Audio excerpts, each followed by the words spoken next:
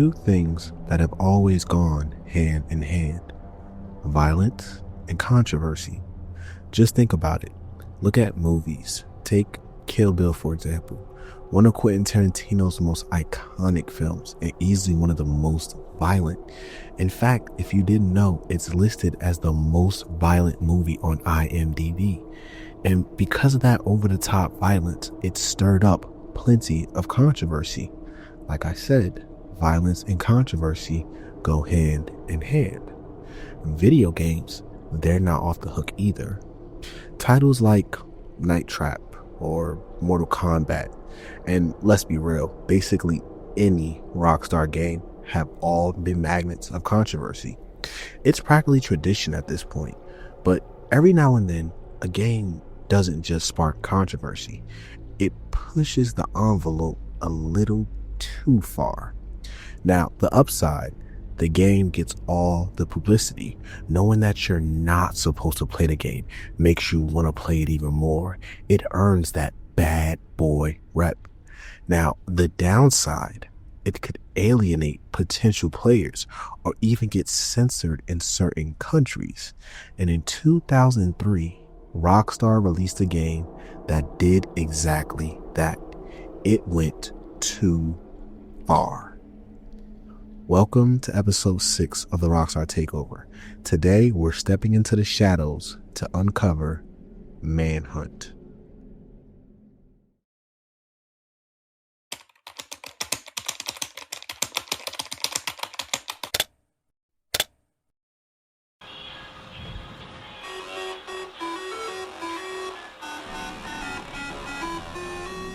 Before we kick things off, just a quick announcement. Starting next week, videos will be dropping at 12 noon every Saturday instead of midnight. This gives me a little more time to work out any copyright issues and add subtitles so we can all enjoy the video together. So yeah, this will probably be my last midnight drop, probably until next year, but don't worry, the content isn't slowing down anytime soon. If you're a returning viewer, welcome back. And if you're new here, welcome aboard. I'm glad you're here. I'm currently hosting the Rockstar Takeover, covering a bunch of Rockstar titles in celebration of Grand Theft Auto 6 dropping later this year. Alongside that, I've got the Mortal Kombat Takeover running too, diving into the series all the way up to Mortal Kombat X, timed with the release of Mortal Kombat 2, the movie.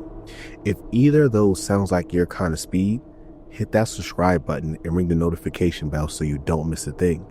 And if you enjoy the video, give it a thumbs up. It really helps the algorithm push this video out to more people. With that out the way, let's dive into this.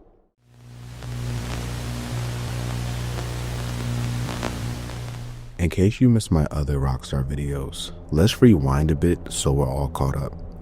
Back in the 1980s, a group of friends came together at the Kingsway Amateur Computer Club. They all shared a passion for game development, and around 1988, they decided to form their own company, DMA Design. Things were rough in the beginning, but over time, they started to make a name for themselves. Their first big hit came in the 90s with Lemmings, and thanks to that success, they milked Lemmings for everything it had. Spin-offs, sequels, you name it. But eventually, the team grew tired of it. A small group at DMA started brainstorming ways to branch out from the franchise. That led to the release of the original Grand Theft Auto in 1997, a bold, edgy move for its time. The Game Boy Color version of GTA was published by Rockstar Games, and that marked the start of DMA's relationship with Rockstar. From there, they dropped GTA 2, which got mixed reactions from fans of the first game. It wasn't a flop, but it didn't set the world on fire either. Not long after, Take-Two Interactive, Rockstar's parent company, acquired DMA Design. And that's when things got serious. In 2001, they released GTA 3, and the entire gaming landscape changed overnight. We'd never seen graphic violence like that before, and little did we know, Rockstar was just getting started. DMA Design would go through a drastic change and go from DMA to Rockstar North.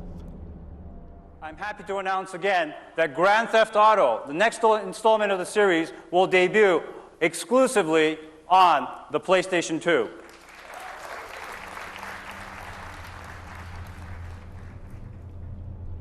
And now we can start talking about Manhunt.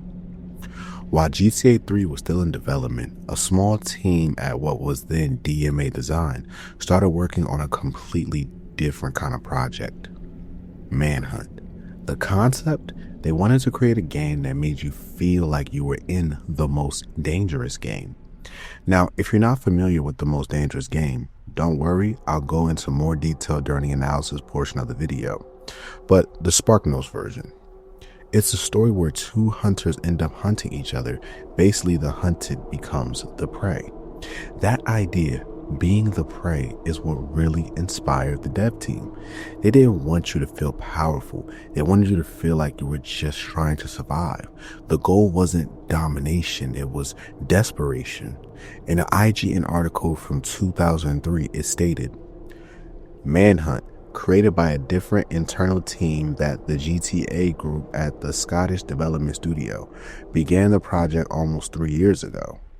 The core goals here aren't to parody societal issues via a living, breathing virtual city, or to ascend through the ranks of the town's mob using their own tactics against them. The central goal in Manhunt is to stay alive, to adapt to the brutal environment around you, and survive by any means possible. To really start building anticipation for Manhunt, Rockstar Games launched a promotional website in 2003 just before E3. You can still view the site today through the Wayback Machine. The webpage showcased various camera angles of the game's grim and gritty art style, giving early fans a taste of what was to come. Then came the official announcement at E3 2003. From what I gathered through old articles, Rockstar kept things deliberately quiet when it came to gameplay details. It was clearly a strategy to build suspense, but because of that silence, solid information about the game was scarce. Aside from the website and E3 debut, one of the first real info drops came in GamePro Magazine issue 182. In a sneak preview section, the article finally shed some light on what players could expect, offering the first real glimpse into the twisted concept behind the game. Although it shares the same developer as Grand Theft Auto Vice City, Manhunt is jaw-droppingly different from Rockstar's free-roaming crime adventure in key disturbing ways.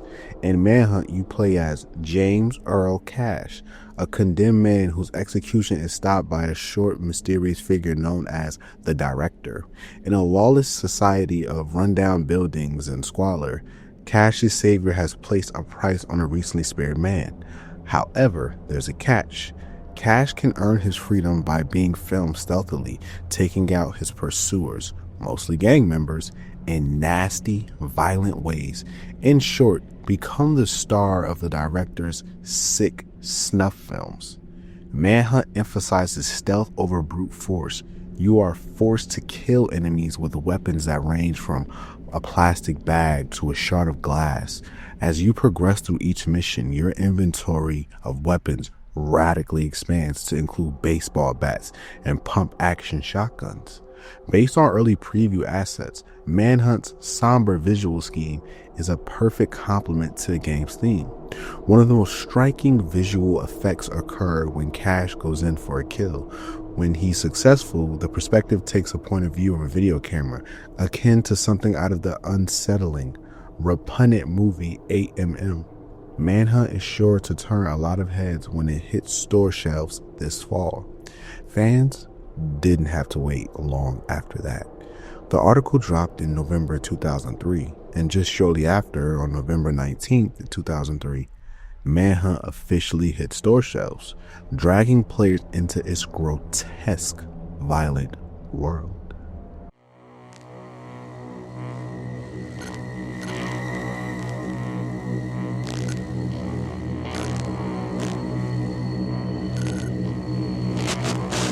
James Earl Cash, found guilty and sentenced to death, has been on death row for the past 3 years and was executed last night. You've had an unexpected reprieve. Do exactly as I say, and I promise this will be over before the night is out.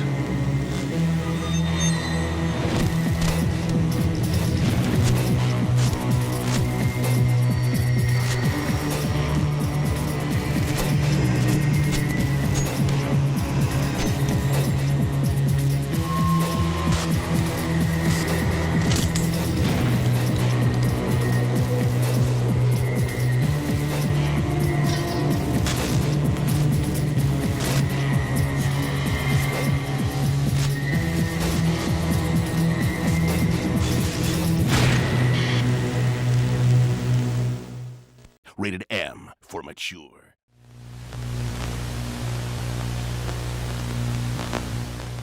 Here's a quick spoiler alert as I'm about to tell the story behind Manhunt. Now, if you're not a fan of spoilers, please advance this video to the gameplay overview section as seen on the timeline below. Let's dive into this. The story is set in Carcer City, November 2003. Death Row inmate James Earl Cash has been sentenced to die by lethal injection after spending 3 long years on death row. As he is strapped to the gurney, Cash struggles to break free, but it's no use, he's overpowered. Then everything goes black. Cash wakes up, dazed and distorted, to the sound of a mysterious voice coming through a speaker. The voice refers to himself only as the director. Still trying to piece things together, Cash attempts to escape the room. The director tells him to insert an earpiece. Suspicious of his surroundings, Cash notices a surveillance camera and tries to take it out. Cash puts in the earpiece, the door opens, and just like that, he's loosed upon the streets of Carcer City. Not dead. Well, not yet, anyway. You're getting a second chance. Another throw of the dice. As far as the world is concerned, you died back in the chamber. Justice was served. James Earl Cash is rotting in... Hey, get a grip and calm down. You're probably suffering from shock, and I'm here to help. Pick up the earrings. Put it on. Go on. That's better. Now only you can hear me. And that's the way you're gonna want it, because I'm your only way out of here. Hey, easy. Look, you've had an unexpected reprieve. Do exactly as I say, and I promise this will be over before the night is out. In Carcer City, this is where Cash learns what the director really wants from him. Hundreds of cameras have been set up throughout the city, capturing his every move. Cash's job? Eliminate anyone in his path. The more brutal and bloody the execution, the better. All in service of the director's twisted snuff films. In the opening scene, the director puts Cash to the test, instructing him to take out a gang member. It's his first trial run to see if Cash has what it takes to be the leading man. The director guides him through the basics of survival on the streets of Carcer.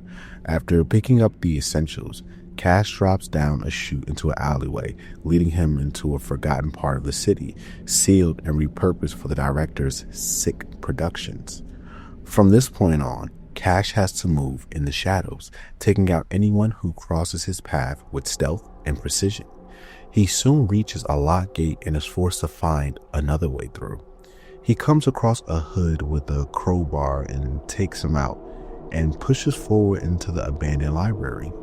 Cash continues moving from building to building, clearing out hoods as he goes, eventually making his way through a cellar and back to the streets. He uses the crowbar to break through another gate, but this time something's off. The Cerberus are waiting for him. From a speaker, the director taunts them. One of them points a gun in Cash's face, another strikes the back of his legs, knocking him down. They beat him until he can't move, then drag him off to the next scene. The Cerberus dumped Cash at the local junkyard, where a gang known as the Skins are running wild. They're under the command of a man named Ramirez. When one of the skins steps out of line, Ramirez snaps his neck without hesitation, showing everyone who's in charge. Then he gives the order to take Cash out.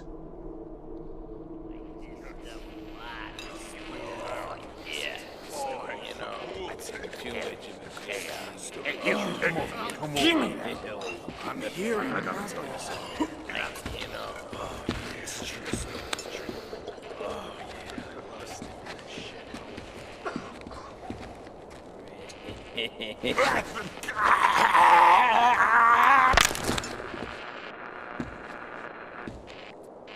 Okay, you limp dick faggot. Let's give Mr. Starkweather a show to remember. Move it!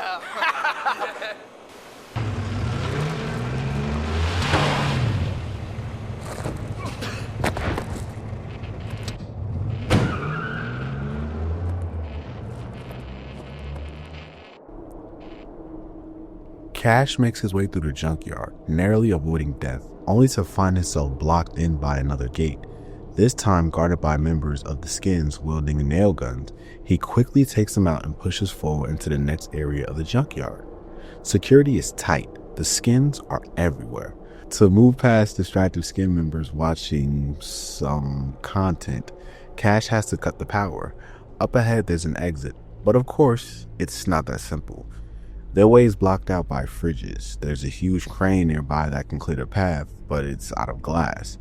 Cash is forced to hunt down fuel to power the crane, and while taking out dozens of Skins patrolling the area. As he finally begins sneaking his way out, Cash is ambushed by the Cerberus. One of them creeps up behind him and locks him in a chokehold. Meanwhile, we see other Cerberus feeding some crazed lunatic wearing a pig's head, chained up in an attic like an animal. Next stop, Kacer City Zoo. The Cerberus dump Cash off here, and the zoo is now home to a gang known as the War Dogs, led once again by Ramirez. He gives the order to hunt Cash down. Cash has to cross the zoo from one end to the other, leaving behind a bloody trail of destruction.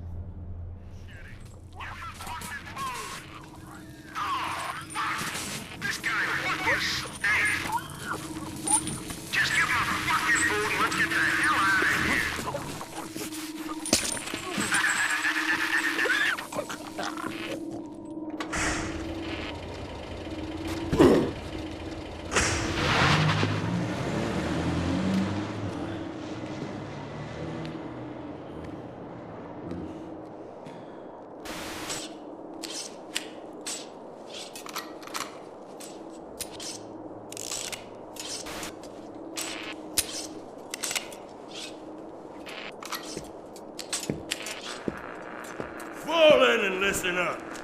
Eddie, it's time to get out there and nail that bastard. War Dogs? Yeah! Just as Cash exits through the gates, the director drops a bombshell. His family has been tied up. To move on to the next scene, Cash must rescue at least one of them. After the director gets his sick satisfaction, the Cerberus show up again and capture Cash once more. Ramirez is seen rallying his men, splitting up the Innocents gang into two groups, one sent to the mall, the other to the graveyard. Cash is given a string of tasks. First, retrieve a video camera, then find the tape. But of course, there's a twist. The camera's broken. He's told to use a TV in the bar inside the mall to view the tape. When he plays it, Cash sees footage of his family being eliminated. Enraged, he smashes the TV. The director coldly tells him that he had no choice. He couldn't let them escape, and Cash doesn't need them anymore. Cash, I could never let them go.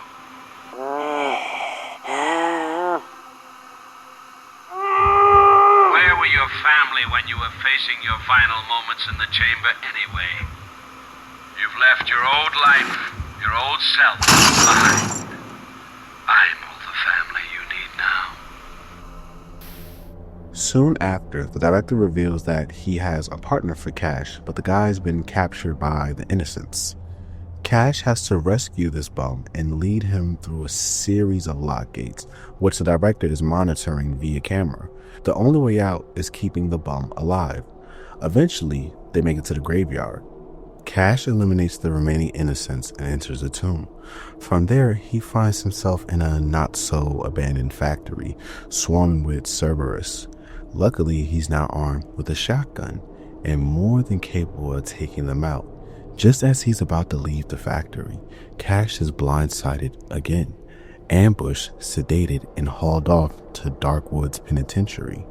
We're told the prison houses over 1,000 inmates, and unfortunately for Cash, they've broken loose. The senator also visited the Darkwoods Penitentiary, which hosts more than 1,000 inmates from all over the country. The prison's modern facilities include spacious cells for the inmates. The exceptionally well-staffed hospital is equipped for emergencies, as well as routine health checks. Adjacent to row 1, the electric chair room is where death sentences are carried out. Right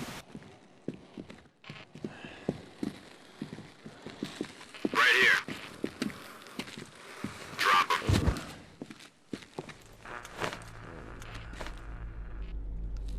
Cash makes his way through the penitentiary and runs into a roadblock. The director demands a trophy, the head of a lunatic in a dress. Once Cash delivers it, he is rewarded with a shotgun and granted permission to move forward. But that gift doesn't last long. The director suddenly orders him to drop all weapons and jump through a hole in the floor, leading to an abandoned lockup below. Down there, Cash is forced into a twisted game of Simon Says. The director issues commands, each more gruesome than the last, directing how he wants the crazies in the corridor to be eliminated. With the area on lockdown, Cash has no choice but to obey. After the director gets his fill of blood and screams, he finally allows Cash to continue. Just as Cash starts to regain a shred of sanity, it's ripped away from him. A crazed killer in a white rabbit suit appears, and he wants to play chase. The rabbit holds the key to the prison, and Cash wants it.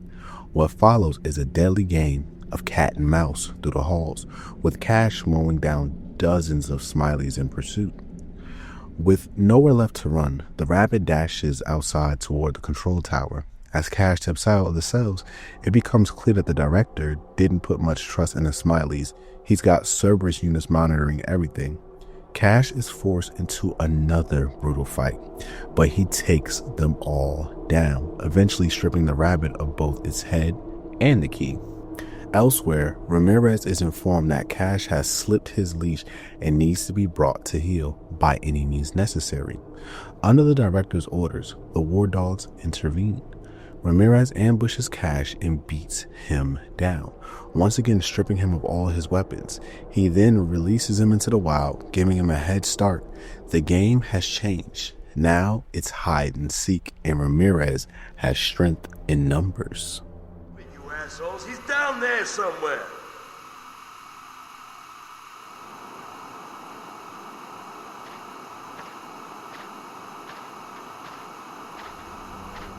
Weaponless and hunted, Cash returns to the shadows. Slowly and methodically, he eliminates every member of the war dogs.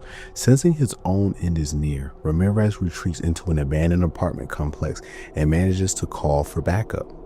Cash tries to finish him the same way he did the rest, stealthily and quiet, but Ramirez proves too strong, grabbing Cash and hurling him over his shoulder. Ramirez flees the building and hides in an overgrown bush outside. With the area crawling with war dogs, Cash resorts to long-range solution. A sniper shot to Ramirez's head, clean, final, and precise. As Cash flees the chaos, a car pulls up beside him. Inside is a journalist, urging him to get in.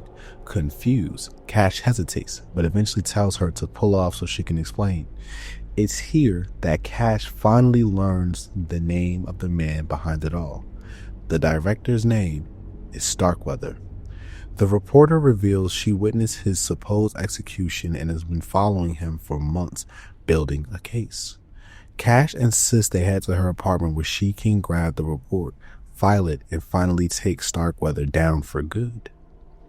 Get in, you idiot! Get in!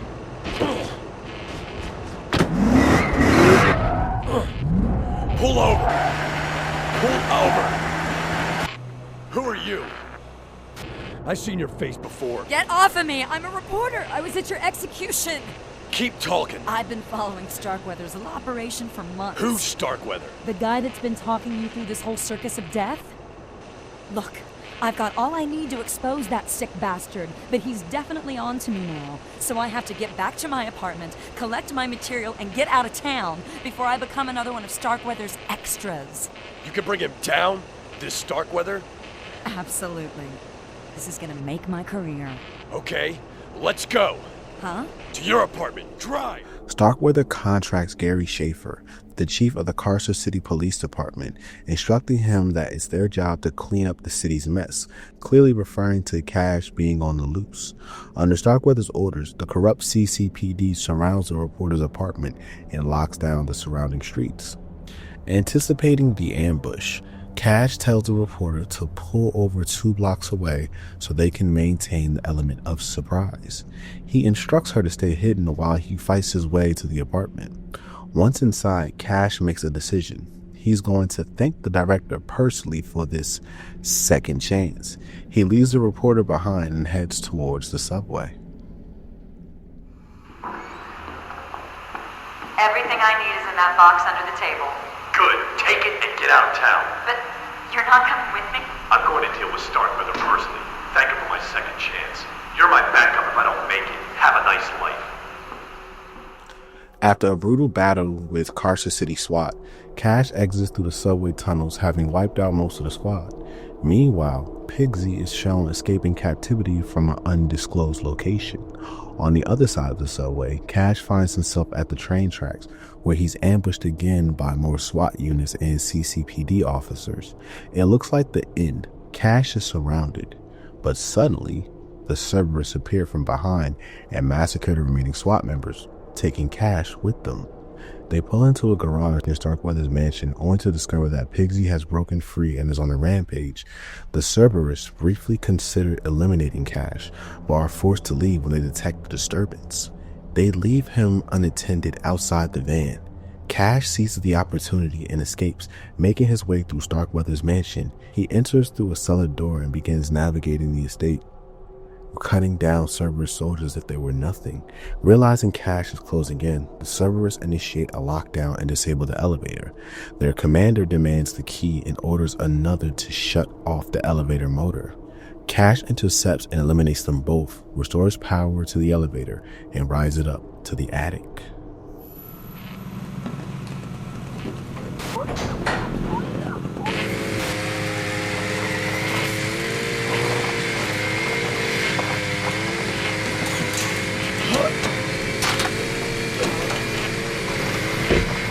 As soon as he arrives, Pigsy ambushes him, swinging his chainsaw with deadly intent.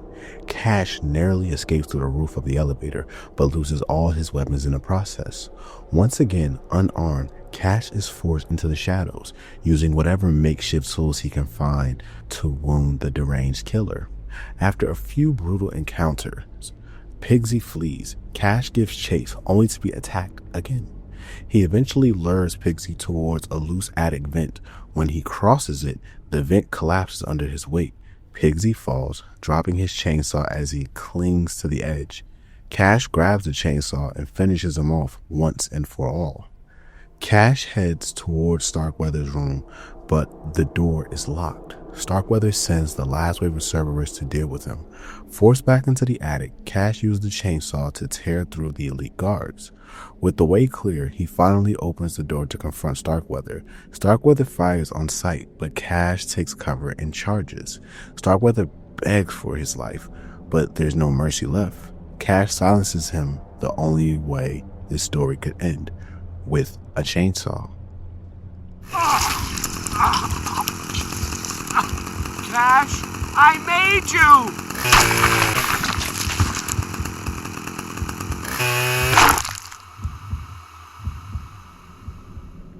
The reporter appears on live television, exposing the horrifying truth about Carcer City and Starkweather's depravity.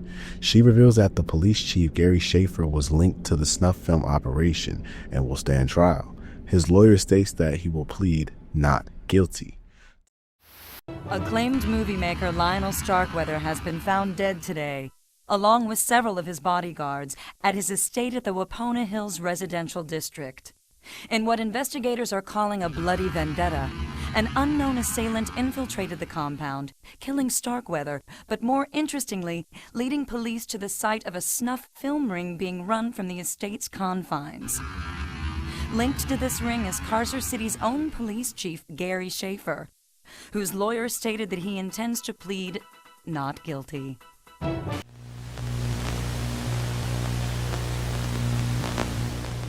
Now that we looked at the story, let's analyze a couple things. When the game was being promoted and developed, in an article it stated, drawing upon numerous influences from modern literature, Rich O'Connell's The Most Dangerous Game, and movies Surviving the Game and The Running Man, Rockstar North has fashioned a brutal urban video game based on the paradoxical notion of control and the complete lack of it. It has created a game based on the brutality, ugliness, and violence of an artificially created society in which you, the player, have no control at all, on being part of a hunt in which you are the prey. What stood out to me was The Most Dangerous Game. It was a story that I had experienced reading back when I was in high school. For those that are unaware of the story, here's a quick recap, which I'll then use to analyze Manhunt. The Most Dangerous Game tells the story of Sanger Rainsford, a skilled big game hunter who finds himself stranded on a remote island after falling overboard from a yacht. The island is owned by General Zaroff, a sophisticated but unhinged Russian aristocrat who has grown bored with hunting animals and now pursues what he calls the most dangerous game, hunting human beings. Zaroff invites Rainsford to join his deadly game, giving him a head start before pursuing him through the island's dense jungle. Rainsford, initially appalled by Zaroff's twisted sense of sport, is forced to rely on his wits and survival skills to evade the general and his henchman, Ivan. Over the course of several days, Rainsford sets traps and uses his knowledge of hunting to stay alive, turning the tables on Zaroff.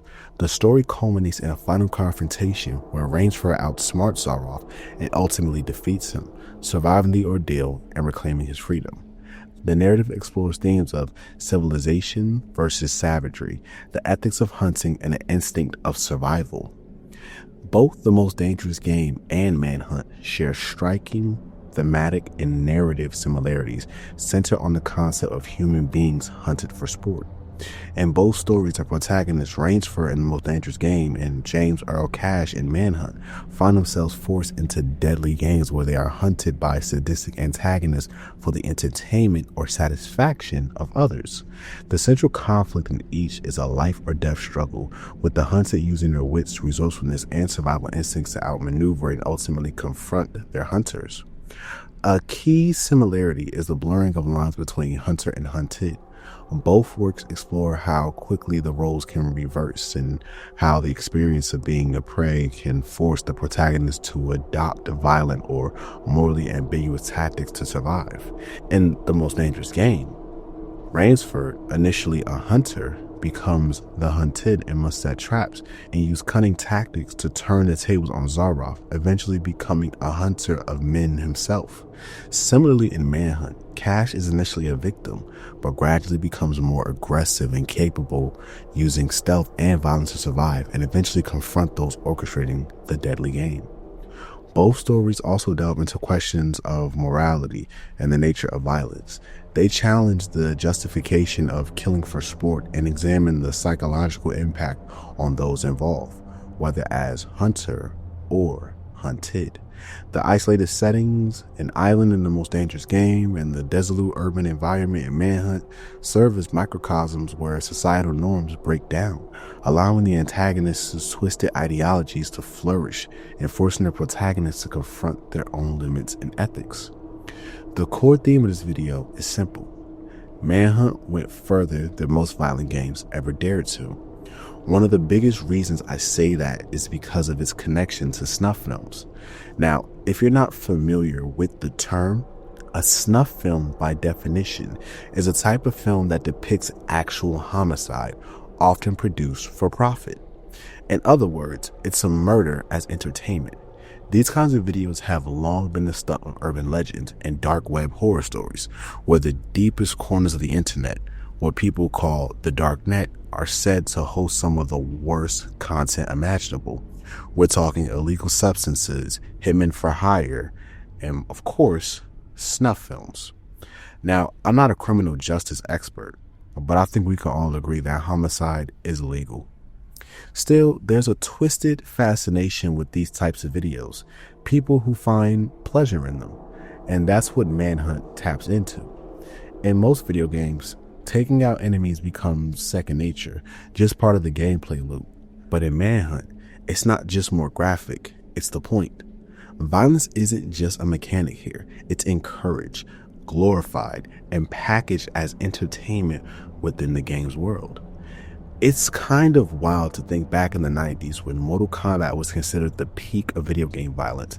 That game took an inch and Manhunt filled up 2 football stadiums.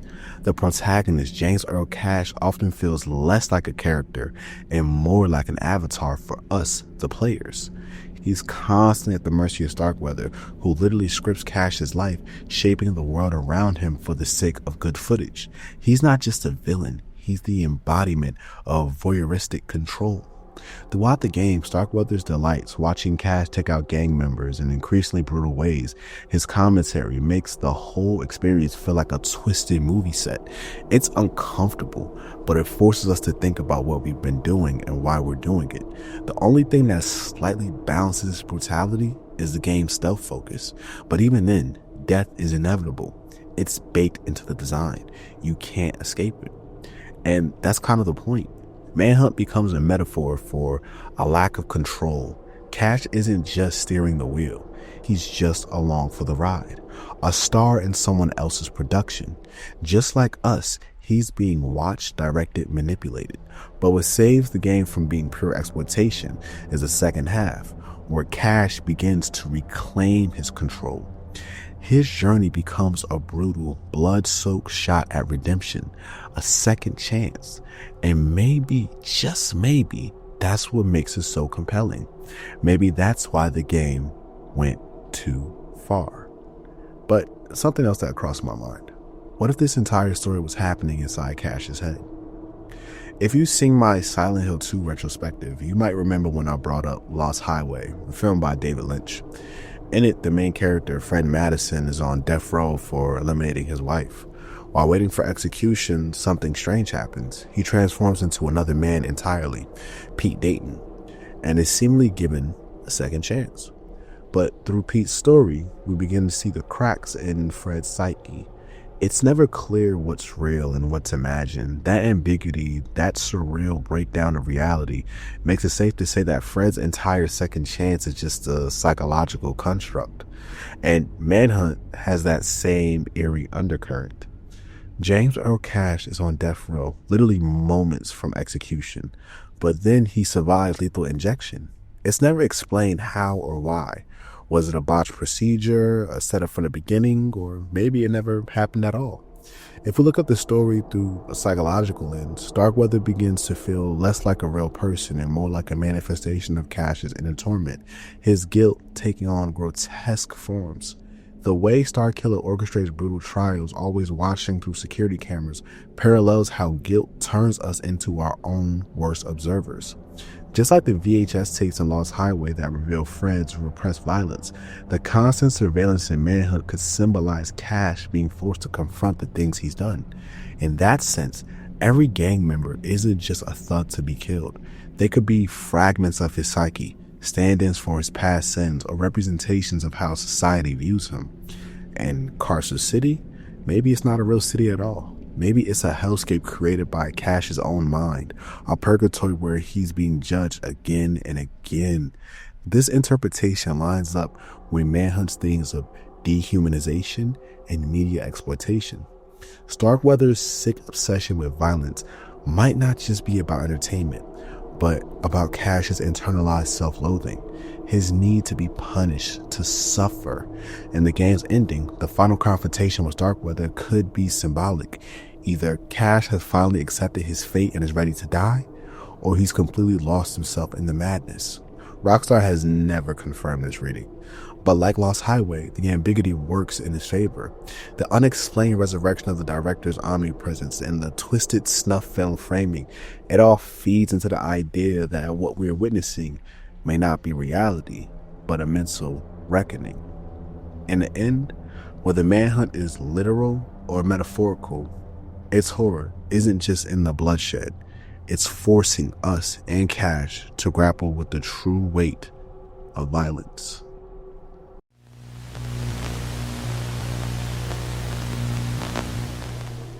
In Manhunt, the gameplay is a gritty blend of stealth action.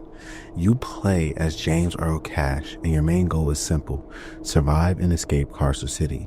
The game is divided into 20 scenes, and thankfully each level brings something fresh to the table, which keeps things interesting from start to finish.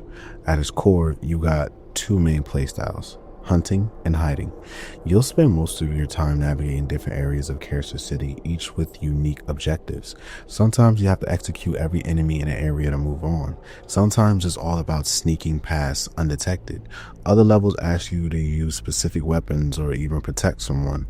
That constant shifting gameplay styles is one of the biggest reasons the game stays engaging. Now, let's talk about executions, the signature mechanic in Manhunt.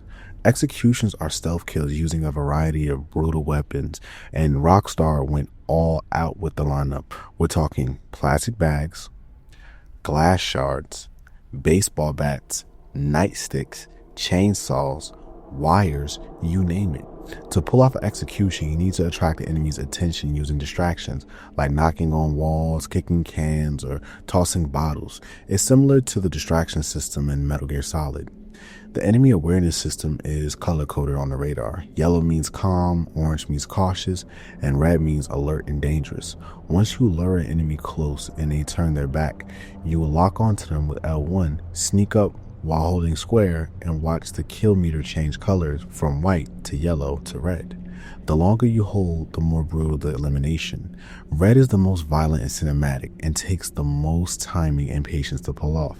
Every weapon has 3 different kill animations, and the game doesn't hold back in showing you every gory detail.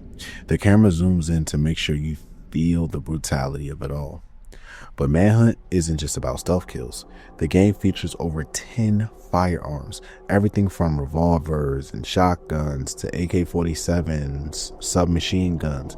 These are more for loud, chaotic combat. No stealths, no tricks, just full-on gunfights. You also have hand-to-hand combat, which lets you chain combos and even use your execution weapons in melee. Yeah, you can brawl with glass shards in your hand. It's violent, it's raw. What makes the gameplay really shine is the depth of the stealth system. Hiding in shadows, luring enemies, checking your radar, timing your kill, it all works together smoothly. You can even drag bodies into dark corners to keep things clean. Just don't get spotted running to your hiding spot, or they'll see you. The AI in Manhunt is no joke either. Some enemies won't fall for your distractions, no matter how many times you try. Others will group up and sweep the area before coming after you. It keeps you on edge. You're also not fighting the same enemies over and over. The game features several gangs like the Skins, Smileys, Innocents, and War Dogs, each with their own combat styles, behavior patterns, and AI quirks. That variety keeps encounters from getting stale. One last thing, sound plays a huge role in Manhunt. The radar doesn't just track enemies, it picks up sound too. Step on gravel and enemies might hear you. Every noise matters. In fact, the game even supports the PS2 USB headset, which adds an extra layer of immersion. Manhunt is tough, but fair. Like IGN once said, when you die in this game, it's because you screwed up. For a Rockstar game, Manhunt looks surprisingly solid. It's dark, gritty, and atmospheric, just as it should be. The environments are finely detailed, the lighting and shadow effects are well executed, and the white blood might look a little flat by today's standards. There's a lot of it. One standout visual element is the game's signature grainy filter. It makes everything feel like it's being viewed through a distorted security camera, which fits the voyeuristic horror vibe perfectly. Fans of survival horror will feel right at home. The soundtrack is another standout surprise. It's subtle and atmospheric when you're hiding in the shadows, creeping and unsettling, similar to Fatal Frame 2. But the second you're spotted, the music kicks into overdrive, much like Metal Gear Solid's alert system. It adapts to the tension, making the whole experience feel cinematic and reactive. What's even more impressive is that Manhunt marks one of Rockstar's early ventures into dynamic in-game music rather than just relying on licensed tracks like Vice City or Midnight Club, and they nailed it. The original score fits the bleak tone of Kacer City perfectly. As for length, Manhunt clocks in at about 20 hours. That's pretty beefy for an action horror game, especially considering most games in the genre barely scrape past the 10-hour mark. With 20 core scenes and 4 unlockable bonus levels, there's plenty of content. No two levels feel the same, and each one brings something new to the table. And there's even replay value. Every level is graded out of 5 stars based on performance, and doing well unlocks concept art and additional content. There's also a hardcore difficulty mode for those that want a challenge. It removes the radar entirely and cranks up the enemy intelligence. On top of that, Rockstar added classic-style cheat codes that let you unlock invincibility, alternate character skins, unlimited ammo, and more. Think Vice City levels of variety. So, if we had to sum up Manhunt in one word, replayable would definitely be that word. Overall, the gameplay in Manhunt is rock solid. Stealth mechanics are addictive, the combat intense, the AI is smart, and the controls are smooth. It's a gruesome, tense experience, but one that definitely earns a thumbs up.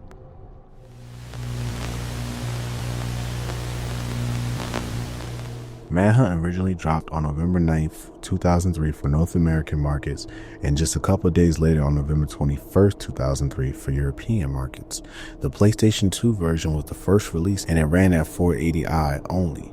Visually, it had darker lighting overall, and the scanline video effect came with even darker, more pronounced lines, really adding to that gritty snuff film aesthetic. Control-wise, it had a single control scheme. The left stick was used for moving forward and backwards, as well as turning left and right. The right stick lets you look around in first person, but only when standing still. It gave you a sort of peeking mechanic while moving, but all the axes were inverted, so left looked right and up looked down. If you moved the right analog stick while holding L1 for lock on, James would rotate in that direction while the camera stayed fixed. It's janky by today's standards, but it worked well enough for the time.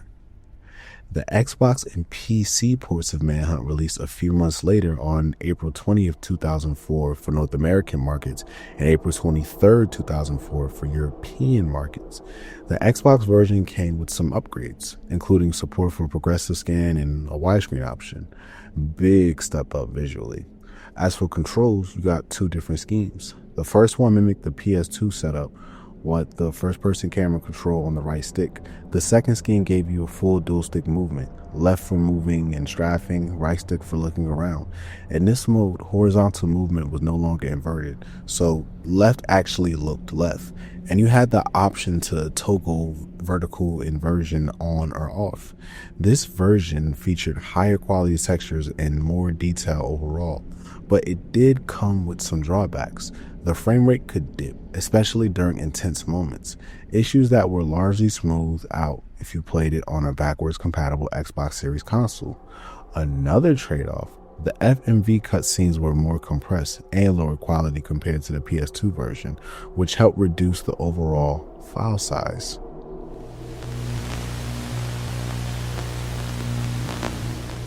Manhunt received a highly polarized reception upon release, marked by both critical praise and widespread controversy.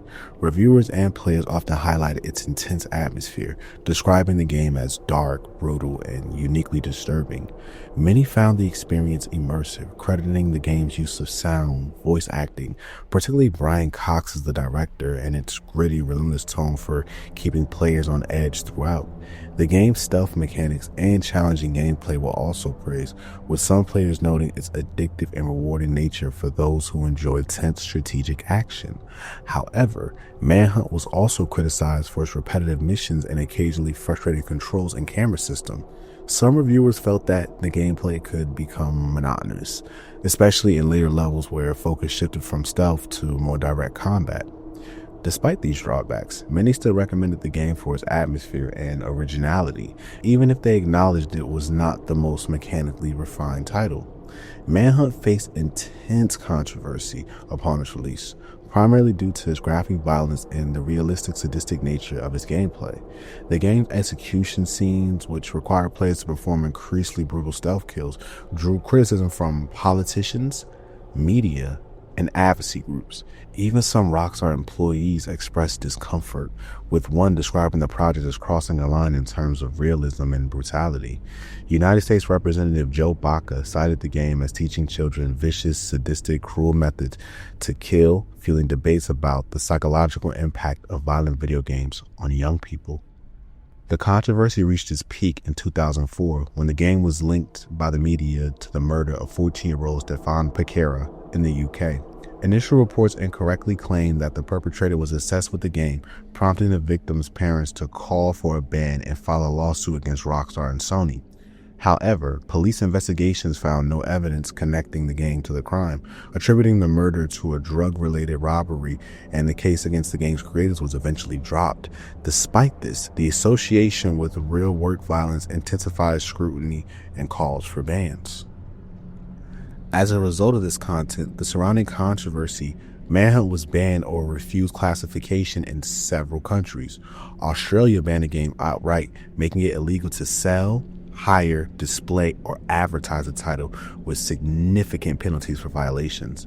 Other countries that banned or heavily restricted the game include Germany, New Zealand, Malaysia, Saudi Arabia, and South Korea. In the UK, major retailers pulled the game from shelves following the murder controversy. Though it was not officially banned, Ireland also initially banned the game.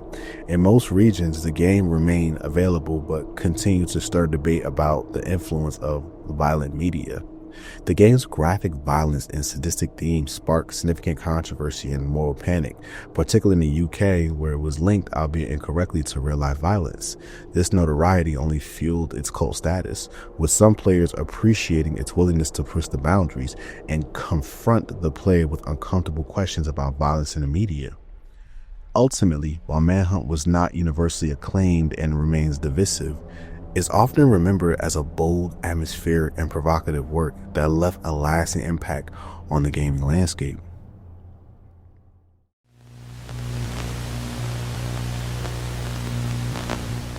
This game was unbelievable. It took me back to when I was younger, staying up late watching horror stories or diving into creepypastas.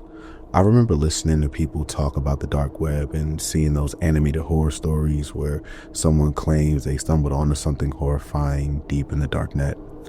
Manhunt was the first game that made me feel like I was the one being recorded, like I was the next victim in some dark, twisted web video. Honestly, if this game had been released today in the indie horror scene, it probably would have seen more success. But in the early 2000s, violent video games were a one-way ticket to controversy and censorship. And Manhunt wasn't just violent, it was excessive. But it was also more than just blood and gore. It was a horror game, a psychological horror game at times, a stealth game. Sometimes I found myself knocking on walls like Solid Snake or hiding in the shadows like Sam Fisher. But where those games let you sneak past enemies, Manhunt made it clear stealth was just a tool. Elimination might be the mission. You had to kill to progress. And then there were jump scares, those perfectly timed enemy rushes that hit when you least expect them. If you're trying to play safe, this game won't let you. It's built around pushing you out of your comfort zone and into survival mode. It's kill or be killed, plain and simple. Now, here's why I say Manhunt went too far. Even people on the development team couldn't stand behind it, which says something to me. Jeff Williams, a former Rockstar employee, said this about the project. And honestly, I was pretty vocal in telling my superiors that while I do whatever they asked me to do, I didn't support Manhunt's release. It may sound surprising, but there was almost a mutiny at the company over that game. It was Rockstar North's pet project. Most of us at Rockstar Games wanted no part of it. We'd already weathered plenty of controversy over GTA 3 and Vice City, but Manhunt felt different. With GTA, we always had the excuse that the gameplay was untethered. Manhunt just made us all feel icky. There was no way to rationalize it. We were crossing a line. And that says a lot. If people who made the game felt uncomfortable putting it out, that speaks volumes. Now, don't get me wrong, I'm not here to tear the game apart. I enjoy dark games. I like the eerie atmosphere and disturbing stories. But as someone who thrives on single-player experiences, I also like to understand the character I'm playing.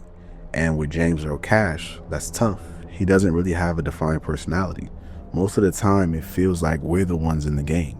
What if it was us in that situation? What if it really came down to fight or flight, my life versus yours? That's the haunting part. This is a dog-eat-dog world where you have no control over your own life or destiny. If parents were upset about this game, I can't even debate them. I've defended Mortal Kombat and San Andreas as forms of creative expression, but Manhunt, it doesn't care about morality. It's raw, unfiltered, and doesn't give you a choice. So, would I recommend this game? Yes, but only if you're over 18. The close-up executions aren't for kids. And trust me, I grew up watching Saw and Final Destination, but something about this game just hits different. Still, I'm glad I played it. It showed me a side of gaming I hadn't explored before, one that forced you to question yourself while you're navigating its blood-soaked nightmare.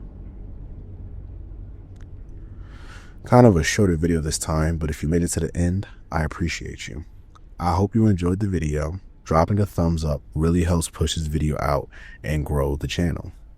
Next week, we're diving back into the Mortal Kombat takeover with Mortal Kombat Shaolin Monks.